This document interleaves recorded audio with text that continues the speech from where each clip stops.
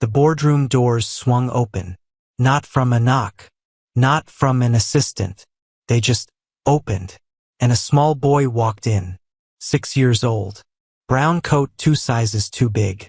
Sneakers with one lace undone.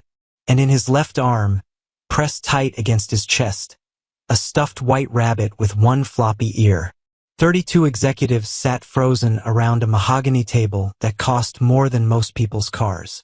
Attorneys in pressed suits. Finance directors who hadn't blinked twice at 9-figure numbers. Women and men who had watched Riven Drax Mercer dismantle entire companies without raising his voice. Every single one of them went quiet. The child stopped walking. He looked around the room slowly, the way only a 6-year-old can, completely unbothered by the weight of 40 eyes landing on him at once. Then his gaze settled. It locked onto Riven, and the boy pointed. "Sir," he said. His voice was small but steady, clear as a bell in a silent church. "My dad has a ring like yours." Nobody breathed. Riven Drax Mercer, the man who had once stared down a federal subpoena without flinching, who had restructured 3 failing empires before his 35th birthday, who wore silence like armor, went pale. Not slightly, completely. The blood left his face the way it leaves a person who has just seen something they were never supposed to see again. His left hand, resting on the edge of the table, curled slowly into a fist. The ring disappeared under his fingers. But the boy had already seen it. The ring was white gold, custom forged. No jeweler in New York had the mold. There were only 2 in existence. Riven knew exactly where the second one was supposed to be. Buried. 7 years ago. With the only person he had ever let himself love. Darnell Okafor, head of legal, leaned slightly toward the woman beside him and mouthed something. Nobody answered. Everyone was watching Riven. Watching for the tell. The crack. The explanation. Riven stood up slowly from his chair. The room adjusted. That was what happened whenever Riven moved. The whole room shifted to accommodate him, like gravity had been reassigned. He walked around the table, each step measured, each breath controlled. He stopped 3 feet from the boy and crouched down to eye level. The child looked at him without fear. That was what hit Riven first. Not the ring comment, not the timing, not the chaos of a 6-year-old appearing in the middle of a billion-dollar negotiation. It was the eyes, dark brown, long lashes, and something behind them, a stillness, a kind of old-soul calm, that Riven recognized the way you recognize a song you haven't heard in years. "What's your name?" Riven asked. His voice was low, controlled. The word came out steady even though nothing inside him was. The boy shifted the rabbit to his other arm. "Elias. How did you get in here, Elias?" "A man in a black car brought me." He said to go to the tall building with the silver M on the door and find the man with the ring. Elias blinked. "He said you'd know what to do." Riven's jaw tightened. Behind him, he heard Darnell push his chair back. Heard the quiet murmur of assistants being summoned through earpieces. The merger presentation was still frozen on the screen. A 40-slide deck worth $400 million, suddenly irrelevant. "Did the man tell you anything else?" Riven asked. Elias nodded. He reached into the front pocket of his oversized coat and pulled out a folded piece of paper. The fold was tight, precise. The handwriting on the outside was one word. Riven. The boy held it out. "Daddy said I should give this to you." Riven took the note. His fingers didn't shake. He made sure of that. He stood back up, turned slightly away from the room, and opened it. The handwriting stopped him cold. He knew that handwriting. He had read that handwriting on case briefs, on birthday cards, on a note slipped under his office door on a Tuesday morning 7 years ago that had started with the words, "I think I'm in trouble and you're the only person I trust." The note in his hand now read 4 words. "They found us. Protect him." And at the bottom, one name, Caius. Hi viewers. If a child walked up to you and said your name like they already knew you, what would you do? Riven folded the note once, placed it in his jacket pocket, turned back to face the room. Clear the floor, he said. Nobody moved for exactly 1 second. Now, the room emptied in under 90 seconds. Every attorney, every finance director, every assistant who had been hovering near the door. Darnell was the last one out, and he paused just long enough to look at Riven, really look at him, before he pulled the doors shut. Elias stood in the middle of the empty boardroom, still holding his rabbit, still completely unbothered. Riven pulled out his phone. 3 calls, back to back, short, direct, security, building control. His private intelligence contractor, a man named Zaire, who had never once failed to find a person when given 30 minutes and a starting point. Then Riven crouched back down. "Are you hungry?" he asked the boy. Elias considered this seriously.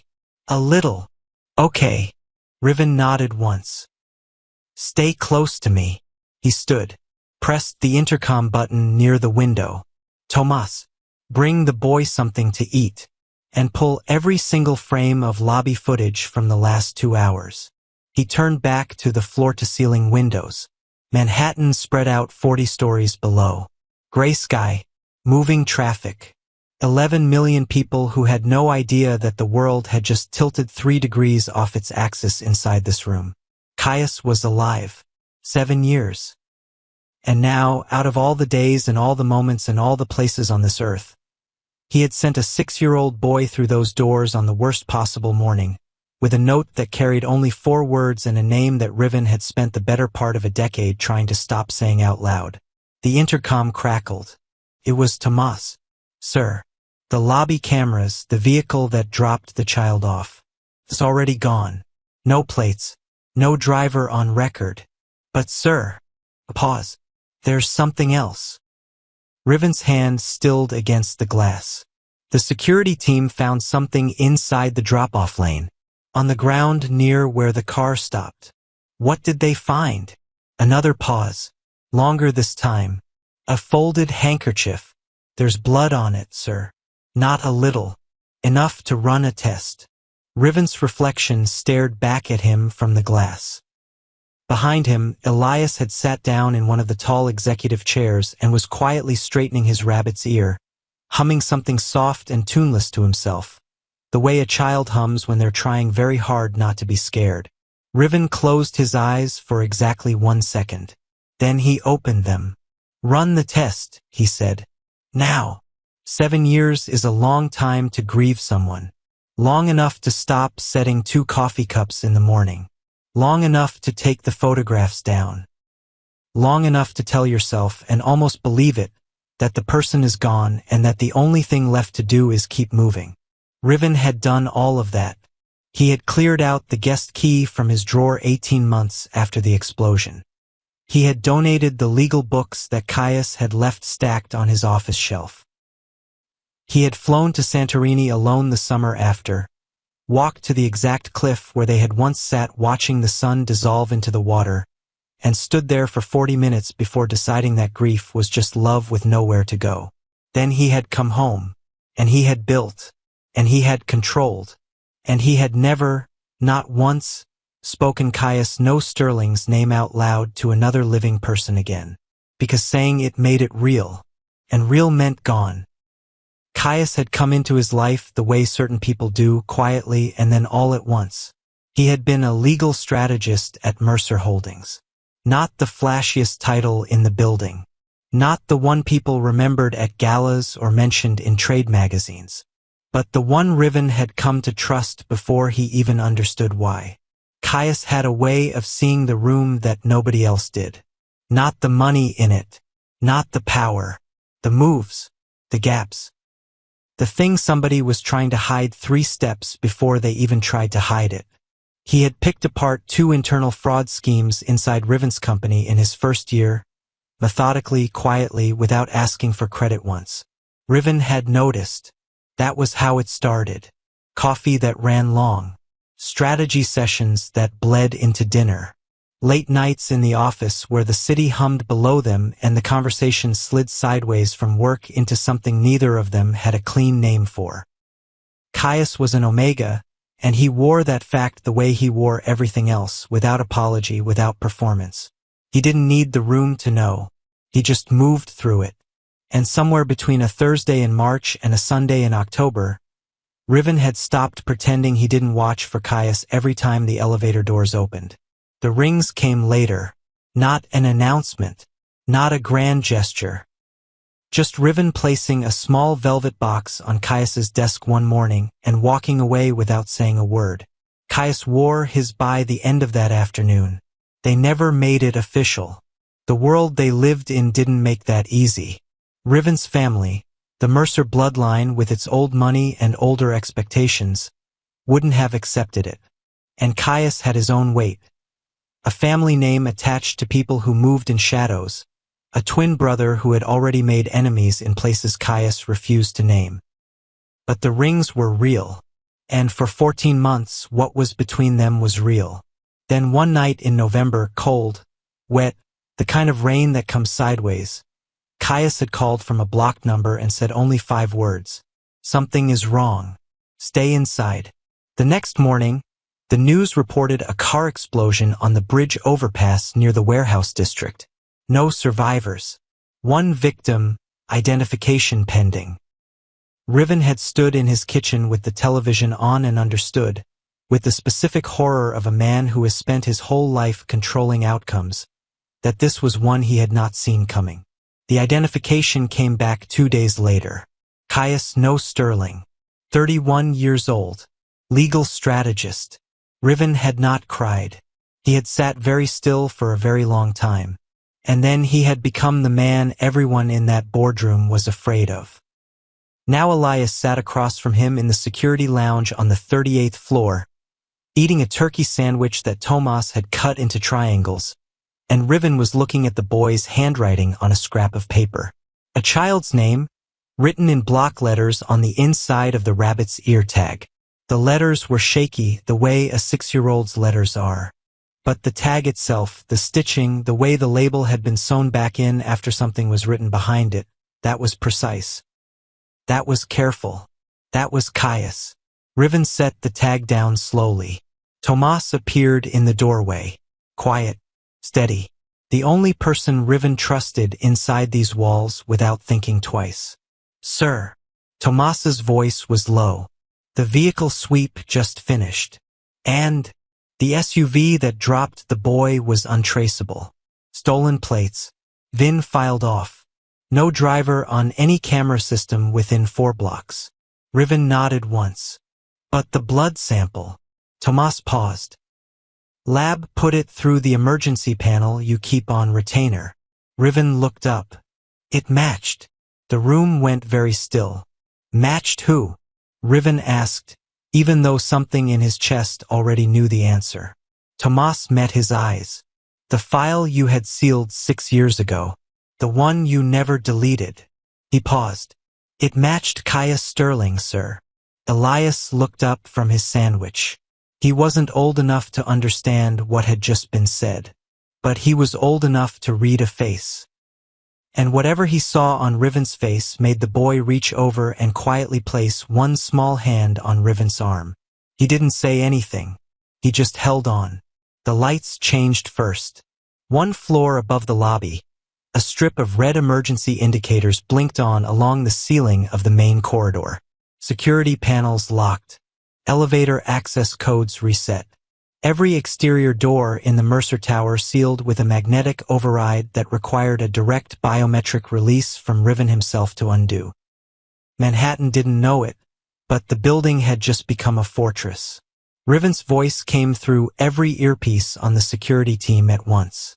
No one enters or exits without my approval.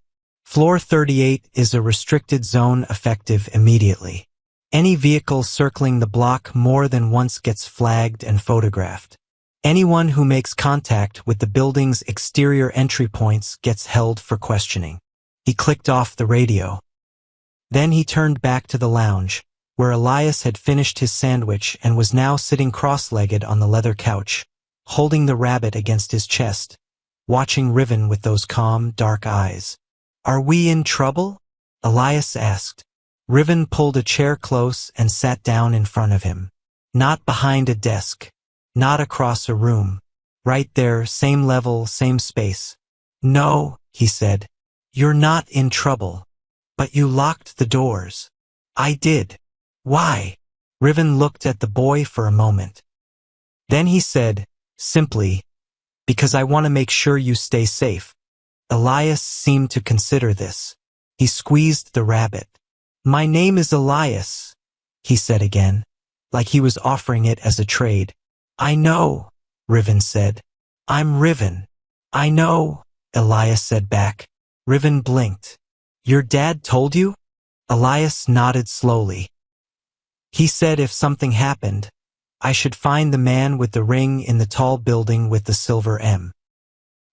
He said his name was Riven, and that he was very serious and very important, but that I shouldn't be scared of him."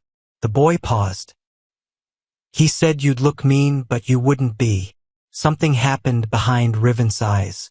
It didn't reach his face. He made sure of that, but it was there. "How long has your dad been teaching you that?" Riven asked carefully. "A long time." Elias looked down at the rabbit. "Since I was little." Riven almost said, "You are little." He didn't. "Is Daddy coming?" Elias asked. Riven's hands rested on his knees. "Steady. Open." "We're going to find him," he said. It wasn't an answer to the question. Elias noticed, but the boy didn't push. He just leaned back against the couch cushion and looked at the ceiling. "His name is Daddy," Elias said after a second. "But his real name is Caius. He told me that too." Riven said nothing. "He said if I ever told anyone his real name, it had to be the right person." Elias tilted his head toward Riven. "He said I'd know." Outside the lounge window, the Manhattan skyline had gone the color of pewter. Gray clouds pressing low. The city moving below them, indifferent. Lights beginning to blink on in the towers across the avenue as the afternoon slid toward dark too early. Tomas moved quietly in the background, coordinating with the security team. Radio traffic. Elevator footage. Patrol reports from the lobby. Riven didn't look away from the boy. "Elias." He kept his voice level. "Calm. I need to ask you something, and I need you to think hard before you answer. Okay?" Elias nodded seriously. "Did anyone try to follow you today? Before the man in the car? Did you notice anyone watching you or Daddy recently?" Elias went still. Not the stillness of a child who didn't understand the question. The stillness of a child who understood it very well. His grip on the rabbit tightened. "Daddy told me not to trust the men with the silver wolf pins," he said quietly. The sentence landed in the room like a stone dropped in still water. Riven went completely still. Tomas, across the room, stopped mid-sentence on his radio. Silver wolf pins. The symbol was not public. It was not in any news story, any database, any searchable record. It was used exclusively internally by one organization, the Duval Syndicate, an old family empire, older than the Mercers. And for the last 3 years, the one group Riven had been quietly, carefully, methodically making enemies of. Riven stood up. He crossed to the window. Below, 40 floors down, the street pulsed with its usual traffic. Yellow cabs, bike messengers, a woman walking a dog. Normal life, the kind that had no idea what moved inside the buildings that towered above it. His jaw was tight. His mind was already moving fast, pulling threads, calculating angles. If the Duval Syndicate was involved, if they had found Caius, if they had sent the boy here deliberately as a message, as a warning, as a move in a game that was suddenly much bigger and much older than a merger, then this was not an accident. None of it was. Riven turned back to the room. "Tomas." "Sir." "Get Zaire on the line. Tell him I need everything. Every known Duval operation in the tri-state area. any activity spike in the last 30 days, any property they've touched, rented, or surveilled. He paused. And tell him to start with the warehouse district. Yes, sir. Elias was watching him from the couch, still holding the rabbit, still calm, still waiting. Zaire Blackwell did not ask questions. That was the first thing Riven had appreciated about him. In a world full of people who needed context, motive, and reassurance before they moved, Zaire moved first and asked nothing. He had the first report in 19 minutes. Riven stood at the long glass desk on the 38th floor, phone on speaker, listening while Tomas cross-referenced the data on two separate screens. 3 Duval properties with irregular activity in the last 30 days. Zaire's voice came through, flat and efficient. A parking structure in Red Hook, an industrial cold storage unit near the Navy Yard, and a shipping complex in the Southwest Warehouse District off Atlantic. Which one had movement today? Riven asked. Cold storage went dark 2 days ago. No heat signatures, no foot traffic since Wednesday. The parking structure had a vehicle exchange yesterday morning. 3 black SUVs. No plates. A pause. The warehouse complex had a delivery logged at 4 a.m. No freight manifest. No driver signature. Weight sensors in the loading dock registered a live cargo transfer. Riven and Tomas exchanged one look. Get eyes on the warehouse complex, Riven said. Don't engage. Eyes only. Already moving. The line went quiet. Riven turned to the second screen. Facial recognition sweep. Every camera within a 6-block radius of the tower had been quietly patched into his private surveillance feed, legal, technically, through a network of city contracts he'd structured 3 years ago. The SUV that dropped Elias off had appeared on camera for exactly 42 seconds. Tinted windows. No plates. The driver's hand appeared once, just a hand, reaching out to open the rear door for Elias. That hand had a tattoo. Inside wrist. Small. 3 lines forming an angular W. Riven recognized it. He leaned closer to the screen, looked at it for a long moment, then straightened. Duval foot soldier, he said. Mid-level. Not a boss. Someone following orders. Which means, Tomas said slowly, the boy was delivered on purpose. Yes. They wanted you to have him. Riven said nothing. The implication sat in the room and took up space. The Duval syndicate hadn't taken Elias. They had sent him to Riven on this specific morning, during this specific merger, which meant they knew about the merger, which meant they had someone inside his world close enough to know his schedule and his location. And they had sent a 6-year-old to walk through his boardroom doors. Not as a threat, as a distraction. Riven moved to the third screen. Elias was in the adjoining lounge, visible through the interior glass panel. He had fallen asleep sideways on the couch, the rabbit tucked under his chin, his coat still on, his one loose shoelace trailing off the cushion. He looked very small. He looked very much like someone who had been carrying something heavy for a long time and had finally set it down. Riven looked at him for exactly 3 seconds. Then he turned back to the screens. Run a full inheritance mapping on the Mercer estate structure, he said. All linked beneficiary lines. Anyone with a legal connection to the family name, biological or contractual. Tomas frowned slightly. That's a wide search, sir. Narrow it. Cross-reference with the Sterling family line. Tomas's fingers paused over the keyboard. The Sterling family, he repeated carefully. Yes. A beat. Caius Sterling's family line? Yes, Tomas. The room was very quiet for a moment. Then Tomas started typing. Riven walked to the window again. He had stood at a lot of windows in this building. He had made a lot of decisions from behind glass, looking out at a city that never stopped demanding things from him. This was different. This felt like standing at the edge of something he had sealed shut 7 years ago and being told that it had never actually been sealed. that the door had been open the whole time, that things had been moving on the other side of it, living, growing, threatening, while he had simply refused to look. His phone buzzed. Zaire. Got a visual on the warehouse complex, the voice said immediately. You're going to want to see the interior camera feed I just pulled. What did you find? A scarf. Dark green. Designer. Left on top of one of the shipping containers near the south entrance. Either someone left it by accident or someone left it on purpose, Riven said. Yes, sir. Zaire's voice dropped a fraction. And there's something else. On the ground near the loading dock where the midnight delivery came in. Riven waited. Broken handcuffs, Zaire said. And blood. Not a little.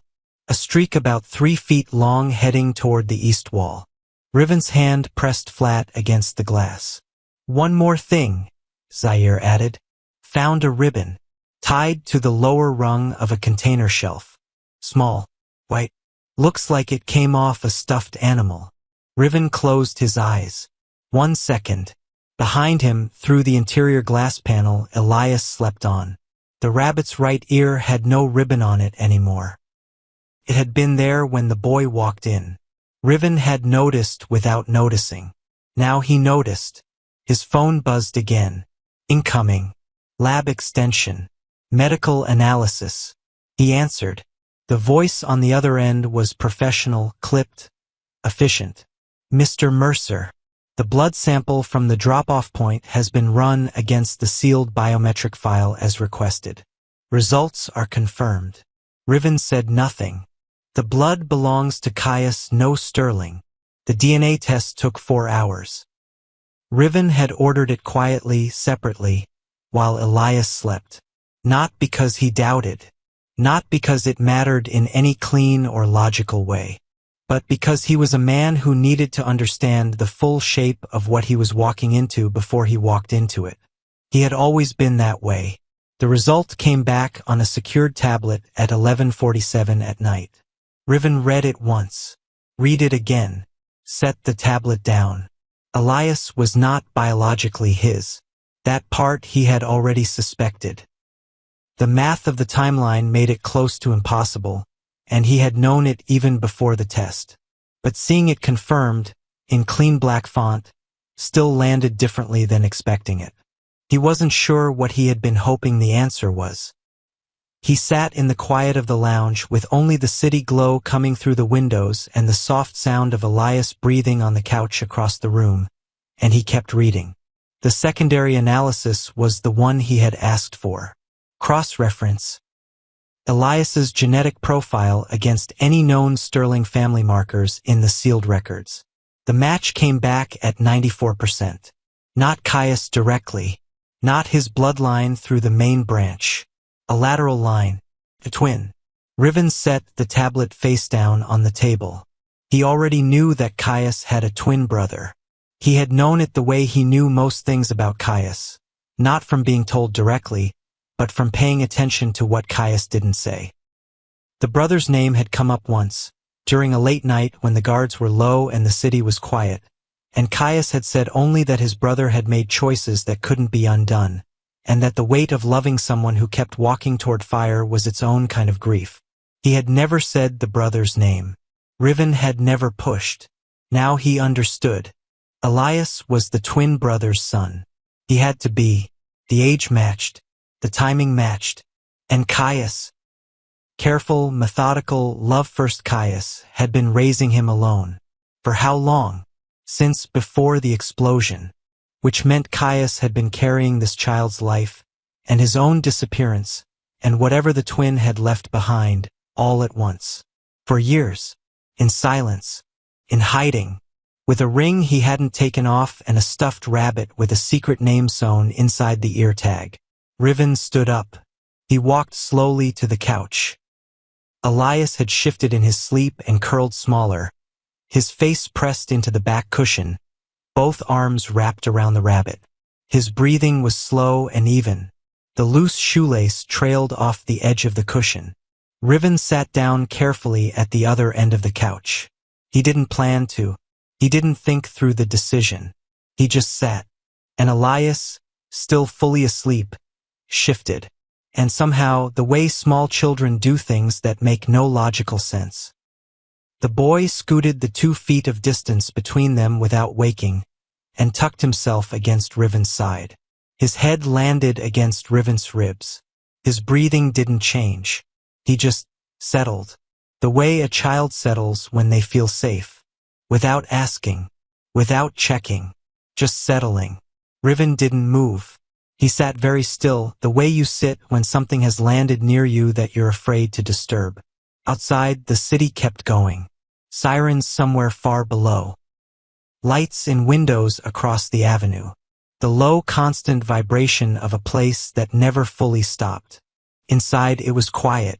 The tablet on the table still read 94%. Blood versus love. There was no contest, really. There never had been. Riven reached down slowly and fixed the loose shoelace. Tied it. Set the small foot back down gently. His phone buzzed on the table. Blocked number. He picked up immediately. Silence first. Then a voice. Low, distorted, clearly run through a filter that made the hair on the back of his neck stand up. Riven Drax Mercer. He said nothing. You have something that belongs to your world, the voice said. And we have something that belongs to yours. A sound then. Brief. Barely 2 seconds. A sharp breath. A sound that was almost a word cut off before it could become one. Riven's whole body went rigid. He knew that breath. If you want your Omega back, the voice said. A pause. Long enough to be deliberate. Come alone. He didn't sleep. Not even close. While Elias breathed steadily on the couch, while the city outside went from dark gray to black to that particular shade of pre-dawn blue that belongs to nobody, Riven sat at the glass desk and stared at 3 screens and made no decisions. That was the problem. For the first time in a very long time, he could not move. Not because he lacked information. He had information. Zaire had sent 4 more reports between midnight and 3 a.m. warehouse location confirmed. Duval foot soldiers placing regular rotations around the complex. 2 vehicles parked at the east entrance since sundown, engines running. Caius was in there.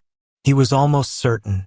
The blood, the ribbon, the scarf, the handcuffs, the message, all of it pointed the same direction. And the voice on the phone had been clear. Come alone. Riven had been in rooms with dangerous men before.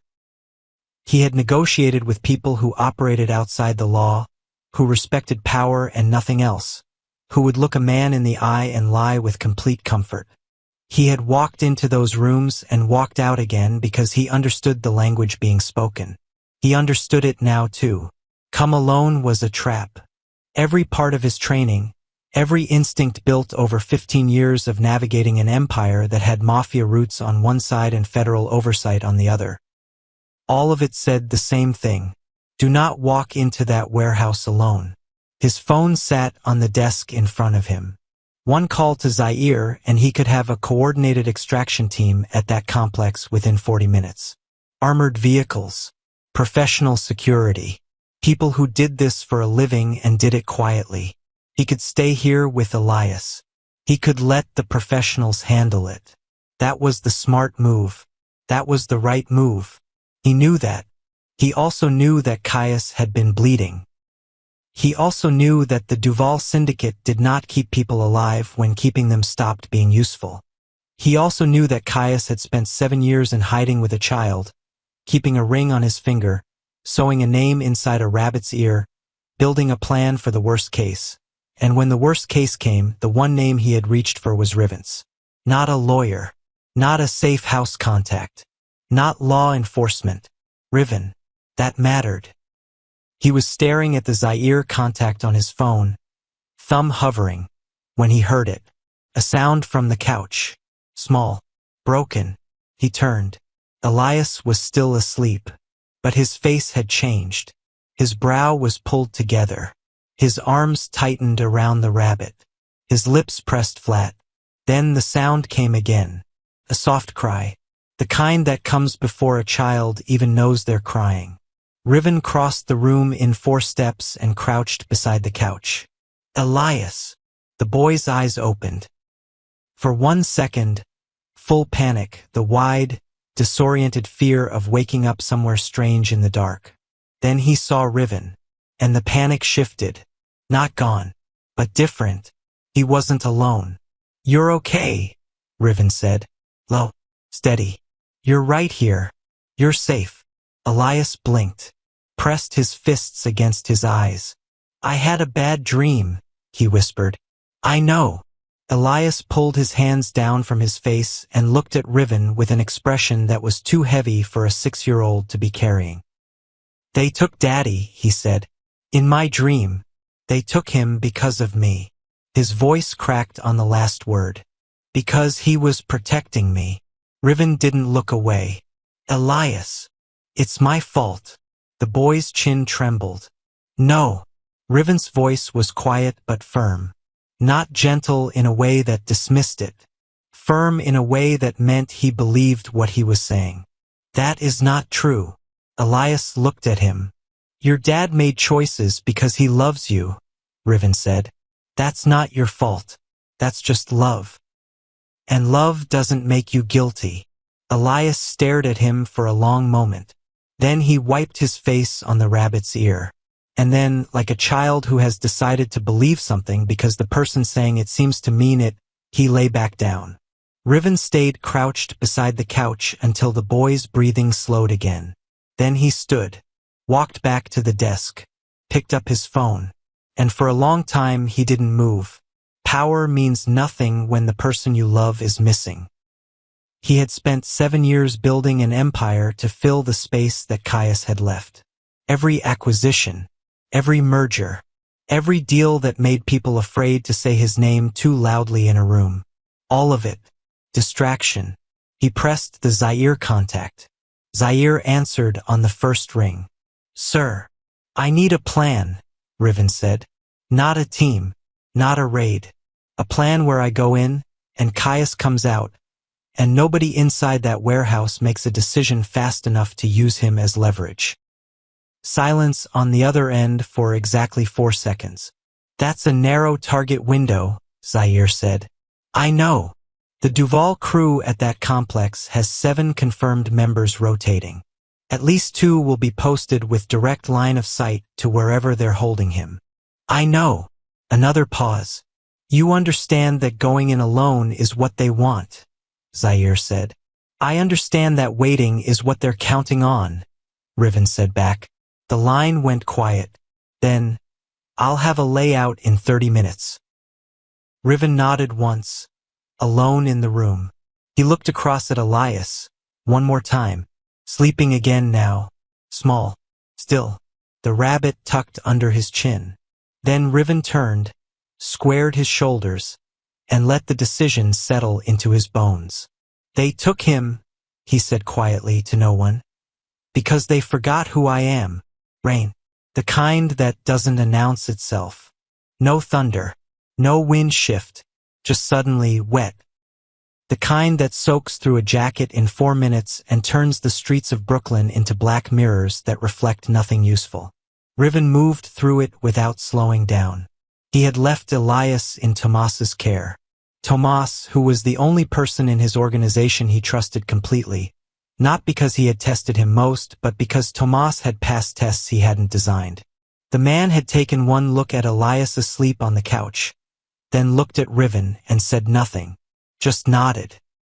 Moved into position beside the boy like he'd been doing it his whole life. That was enough. The warehouse complex sat at the edge of the waterfront district, back against a chain-link fence with the water on one side and a stretch of unused road on the other. No streetlights working in this block. 2 vehicles at the east entrance, exactly where Zaire's people had clocked them. Riven came in from the west. Zaire had pulled a building schematic. Some city construction file from 8 years ago, back when the complex was briefly considered for a rezoning project. The interior had changed since then, containers rearranged, new partition walls, a loading system running north-south through the middle of the south warehouse. But the bones were the same. And the bones told him where a person would be held if someone wanted them contained but accessible. North corner. Ground level. Near the loading dock but not in it. Somewhere with a door that locked from the outside and enough distance from the entrance that any noise would be muffled. He moved through the rain. One guard at the west maintenance entrance. Positioned wrong, watching the road, not the perimeter. Riven had studied the rotation pattern for 40 minutes in the car. He moved in the gap between passes. Inside. Dark. The smell of salt water and old metal and something chemical underneath, solvent maybe, or something worse. He stopped. Listened. Footsteps. Overhead on the mezzanine. One set moving east. Radio crackle in the distance. Somewhere a generator hummed. He moved north. Container rows on both sides. High stacks, 12 feet, casting shadows that swallowed everything below waist height. The floor was concrete, wet in patches from a leak in the roof somewhere. He almost missed it. On top of a container near the third row from the north wall. A dark green scarf. He stopped, didn't touch it, looked at it. Caius had worn dark green the last winter they were together. He had owned 3 scarves and Riven had given him grief about all 3 because none of them were warm enough, and Caius had laughed and said warmth was not the point of a scarf, Riven, and Riven had bought him a 4th one. Thermal wool, ugly as anything, and Caius had worn it every single day until March. He had no idea if Caius had put the scarf here.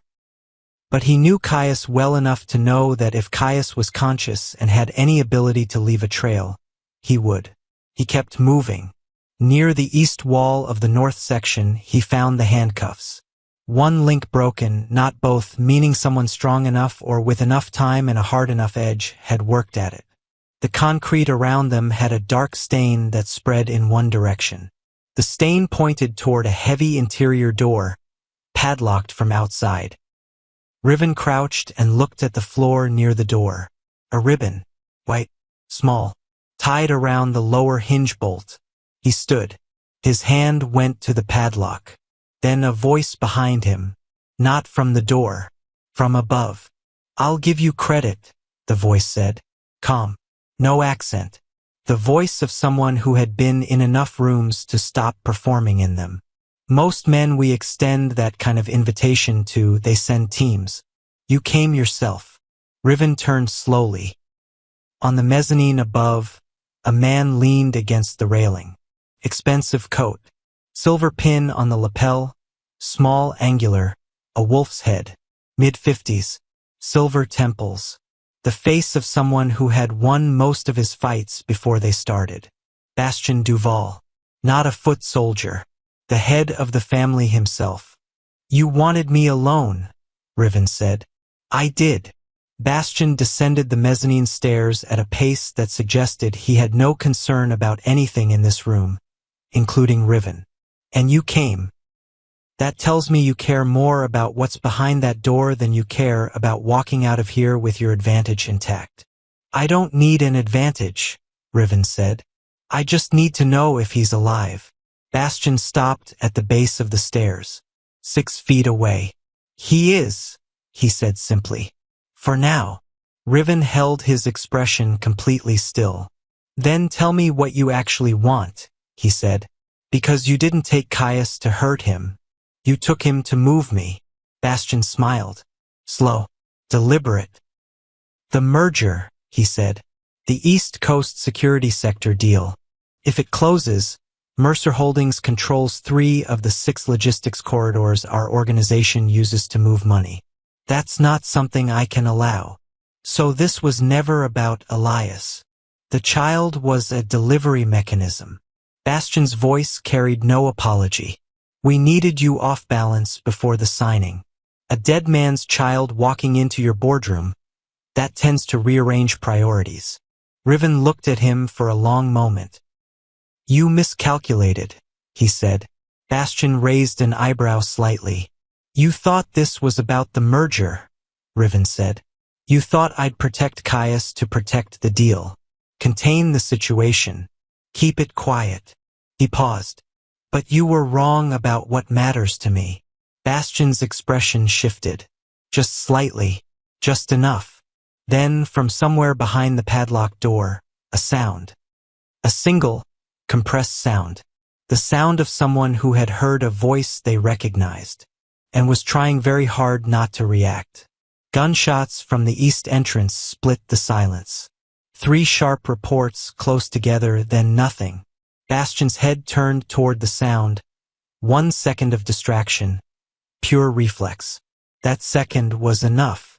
Riven moved, and then the padlock snapped, and the door opened, and Caius, no Sterling. Thinner, pale, one eye swollen nearly shut, wrists wrapped in torn fabric where the handcuff had cut, was standing in the doorway. Alive. Caius looked at him. Just looked. Like a man who had held himself together through sheer will for a very long time and suddenly, standing in that doorway, didn't know what his body was supposed to do next. Riven crossed the distance between them in 3 steps. He didn't say anything. He just put both hands on Caius's face, checked the damage. The swollen eye, a cut at his hairline, the way he was favoring his left side, and then pulled him close. Caius made a sound against his shoulder. Not a word, just a sound. The kind that comes out when you've been holding something so tightly, for so long, that releasing it feels like breaking. They stayed like that for exactly 4 seconds. Then Riven pulled back, looked him in the eye, and said, "Can you walk?" Caius nodded. "Then we move. Now." The east entrance noise had drawn 2 of the Duval guards, Zaire's diversion, exactly as planned, creating a 90-second window on the west side. Bastian had moved toward the sound too, tactical reflex overriding whatever authority he thought he held in that room. Riven kept one arm behind Caius and moved fast through the container rows, back the way he had come. Caius matched his pace without complaint. He was hurt, clearly. He moved like his ribs were unhappy. But he moved. West maintenance door. Out into the rain. Dark. Cold. Wet. A car 20 meters up the road. Zaire's contact. Engine running. They reached it. Door open. Inside. Moving. For 2 full minutes. Neither of them said anything. Just breathing. Just the sound of rain on glass and tires on wet asphalt and a city passing them in streaks of blurred light. Then Caius said, quietly, to the window, "Elias." "He's safe," Riven said immediately. 38th floor. Tomas has him. Caius closed his eyes. The exhale that came out of him was the longest breath Riven had ever heard from another person. "He walked in," Riven said, like he owned the room. Green coat, 1 undone shoelace. Rabbit under his arm. Caius made a sound that was halfway to a laugh. "He memorized the address," Caius said. "I made him say it back to me every night for 2 years. Tower with the silver M. Man with the ring. His name is Riven and he looks serious, but he's not." He paused. "I needed him to know it by heart. Just in case." Riven stared straight ahead through the windshield. 7 years, he said. It wasn't a question. 7 years, Caius confirmed. The car moved through Brooklyn, heading north. The rain thinned slightly. Somewhere behind them the warehouse complex sat in the dark, and whatever was happening there now was Zaire's to manage. Riven kept his voice level. "Tell me." Caius was quiet for a moment. Then he started talking. The night of the explosion, he had been warned 20 minutes before it happened. Not by a stranger, by someone inside Mercer Holdings. Someone who knew the Duval family was moving on him, and who had enough access to the internal calendar to know exactly when Caius would be on that bridge road, and who had passed that location to the wrong people. He had gotten out of the car before it burned.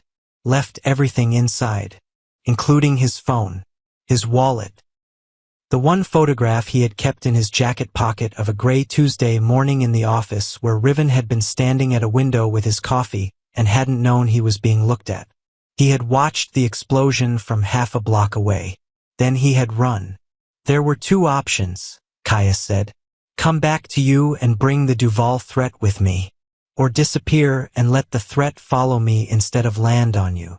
You chose wrong, Riven said. I chose the one that kept you standing, Caius said back.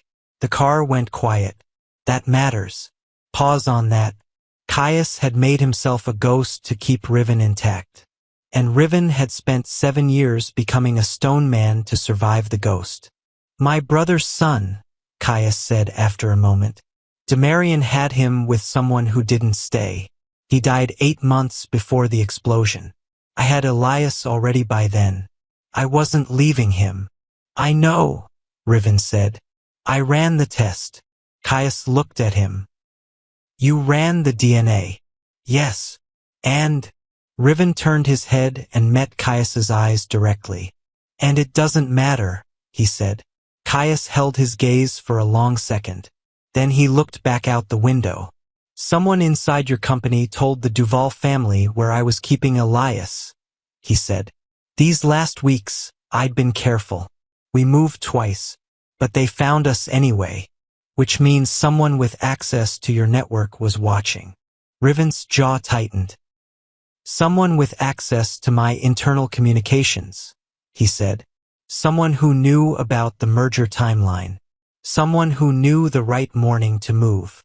He thought about the boardroom, the executives, the attorneys, the people who had sat at that table for the last 4 months, inside every strategy meeting, privy to every projection, every scheduled signing, every detail. And then he thought about the one person who had been there from the beginning. The one person who had pushed hardest for the merger terms. The one person who had known Riven's schedule better than his own assistant did. His uncle, Aldrich Mercer, 63 years old, Mercer Holdings co-founder. The man who had sat in the front row at the memorial service for Caius Sterling 7 years ago and put a hand on Riven's shoulder and said, Sometimes we lose people before we're ready. It's the hardest part of this life. His own uncle. Riven's hands were very still in his lap. Very still. Riven, Caius said quietly. He was watching him. I know who it is, Riven said. The car moved north through the rain. The city kept going around them, indifferent and loud and alive. And Riven Drax Mercer sat in the dark with the only person he had ever loved back beside him. Breathing, real, hurt but present. And understood, with a cold and perfect clarity, what came next. By 6 in the morning, Riven had made 11 calls. Not frantic, not loud. 11 calls, spaced deliberately, each one shorter than the one before it. Each one landing like a key turning in a specific lock. By 7, the first freeze order had gone through on Aldrich Mercer's personal accounts. Not a flag, a full freeze. The kind that required signature from 2 board members and a legal counsel. All 3 of whom Riven had woken before dawn without apology or explanation. By 8, the merger documentation had been formally suspended pending internal audit. By 9, Darnell Okafor, head of legal, the same man who had leaned over to whisper something unheard in that boardroom 24 hours ago, was sitting in a conference room on floor 36 with a complete record of every communication between Aldrich Mercer and the Duval syndicate spanning 22 months. The record was thorough. It was detailed. It was going to be devastating. Darnell set the last page down on the table and looked at Riven across it. He passed Caius's location twice, Darnell said quietly. The first time was 18 months after the explosion. Caius had moved to Philadelphia, stayed 6 weeks, left 3 days before Duval operatives arrived. He got out, Riven said. Barely. Darnell turned another page. The second contact was 7 weeks ago. Same pattern. Aldrich sends a location signal through a third-party messaging server. Duval moves within 48 hours. And the merger. The merger was the actual goal. Darnell folded his hands on the table. Aldrich has been quietly positioning Duval interests inside the East Coast security sector for 2 years. If the merger closed under Mercer Holdings, it would have given Duval direct access to 3 logistics corridors, but through your name, not theirs. Clean cover.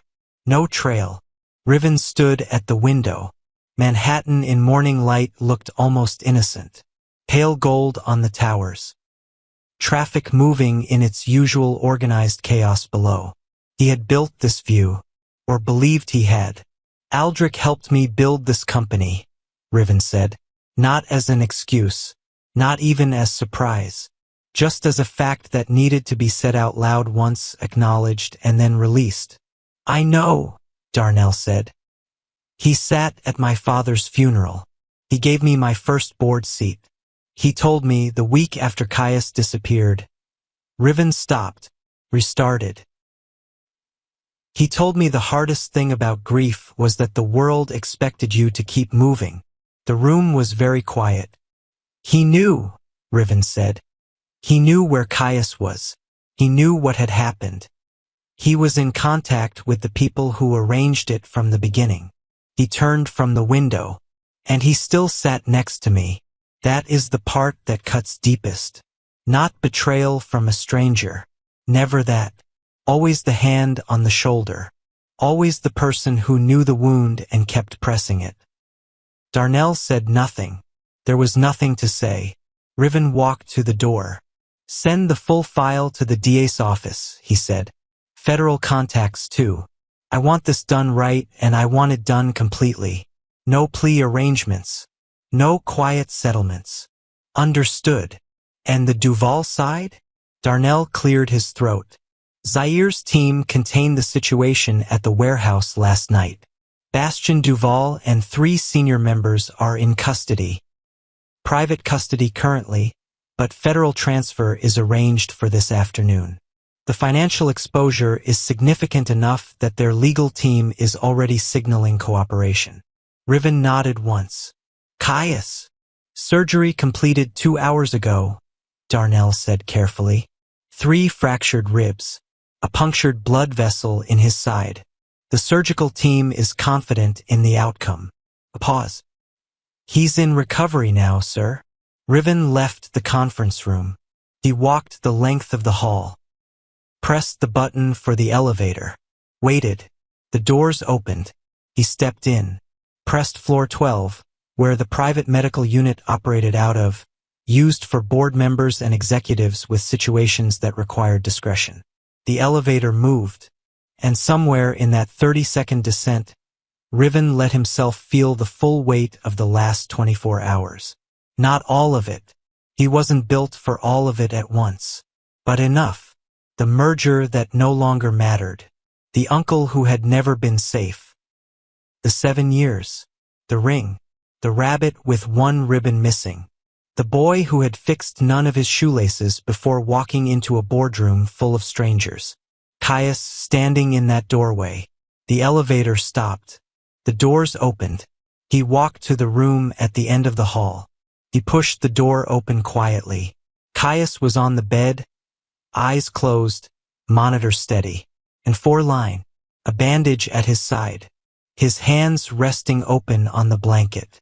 Elias was in the chair beside the bed. Riven stopped.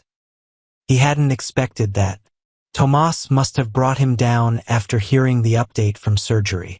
Elias was holding Caius's hand in both of his, the rabbit sitting on his knee, watching the monitors with the focused attention of a child who did not fully understand what he was looking at but had decided that watching was the right thing to do. He looked up when Riven came in. He didn't speak. He just moved the rabbit aside and scooted in the chair, making a small amount of space at the edge like an invitation. Riven crossed the room. He sat in the chair beside Elias. The 3 of them were quiet.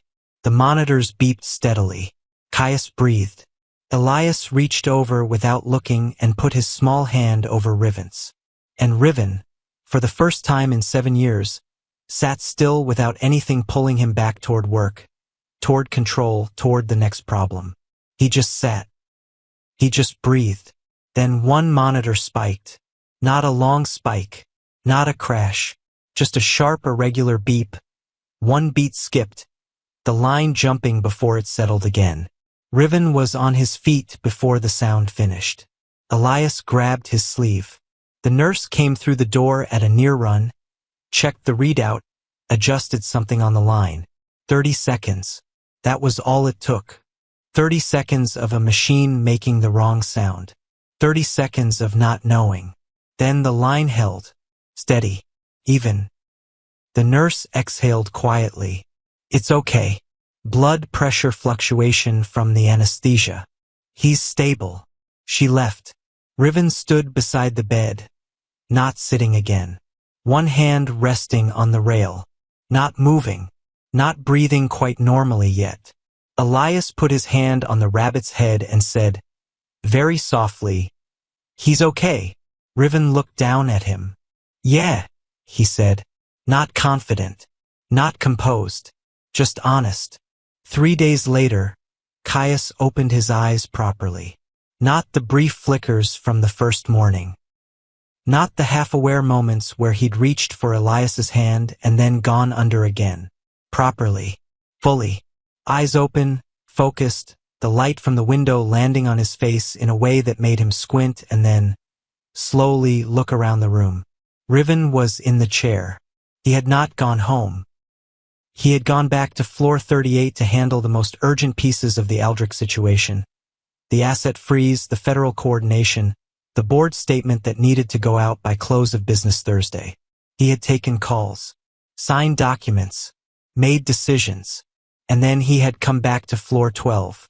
Every time, Caius looked at him for a long moment. Then he looked at the other chair.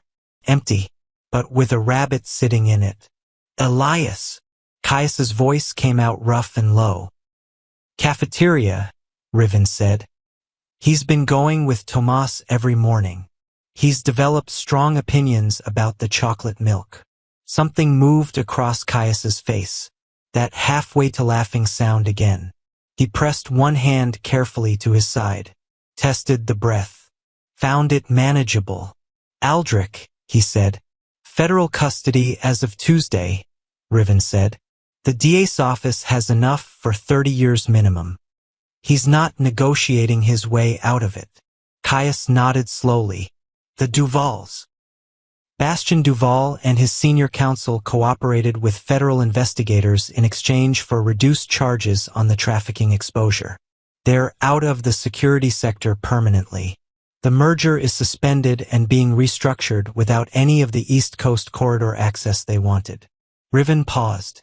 The financial hit is significant but manageable. Caius looked at him. And you? He said. Riven leaned forward, elbows on his knees, hands together. I chose family over the empire, he said. The empire is adjusting. Caius was quiet for a moment. I'm sorry, he said then. Don't. Riven. Don't apologize for surviving, Riven said. Steady. Direct. Don't apologize for choosing the option that kept Elias alive and kept you breathing. You made the call you had in front of you. I'm not angry. You spent 7 years building the wrong thing for the wrong reason. Riven looked at him clearly. That's not on you. That's what I chose. The room held them both. Outside the window, Manhattan was doing what Manhattan always does. Moving, pressing, generating noise and light and forward motion regardless of what anyone inside any building was going through. The door opened. Elias came in at his usual pace, not running because he had been told about running near the monitoring equipment, and he had taken that instruction seriously, but fast. The particular fast walk of a child who has decided the rule about running applies to other children. He stopped at the side of the bed. He looked at Caius. Caius looked back at him. Neither of them said anything for a full 3 seconds. Then Elias climbed very carefully onto the bed, tucked himself against Caius's uninjured side, and put his face against Caius's arm. Caius pressed his cheek to the top of Elias's head. Riven watched them. He did not look away. He had spent 7 years looking away from things that hurt. He was done with that. After a while, Elias lifted his head and looked across the bed at Riven. Studied him for a moment with that particular 6-year-old seriousness that didn't filter itself or perform. Then he said, simply and without ceremony, Papa. Not a question. Not a test. Just a word. like the word had been waiting in his mouth for the right moment to come out. Caius's eyes moved to Riven. Riven met them. He did not deflect. He did not manage the moment from a distance. He leaned forward, rested one hand on the back of Elias's head, and said, "I'm right here." The room was quiet, just the three of them, just the sound of monitors and the city and a child who had walked into a boardroom with a stuffed rabbit and one loose shoelace and unmade the most carefully constructed walls in Manhattan without even trying. Blood may build dynasties, but love builds homes. The empire could adjust. This was not adjustable. This was final. This was chosen. A week later, Caius was sitting up, talking more, eating, color returning, the swelling down, the wound closing cleanly. Elias had claimed permanent residency in the chair beside the bed and had begun bringing the hospital cafeteria's chocolate milk in little paper cups, 2 at a time, and setting one on the tray table for Caius without asking. Caius drank it every time. On that 7th evening, when Elias had finally fallen asleep against Riven's arm in the chair and the room had gone soft and quiet, Caius turned his head on the pillow and looked at Riven with the expression of someone who had been holding something back and had decided the time for holding was over. "Riven, there's something else," Caius said. "Something you need to know about Elias." Riven looked up from the sleeping boy. Caius held his gaze. "There's more to his father's family," Caius said slowly. "Demarian's side. There are people we didn't know about. People who have been looking." He paused.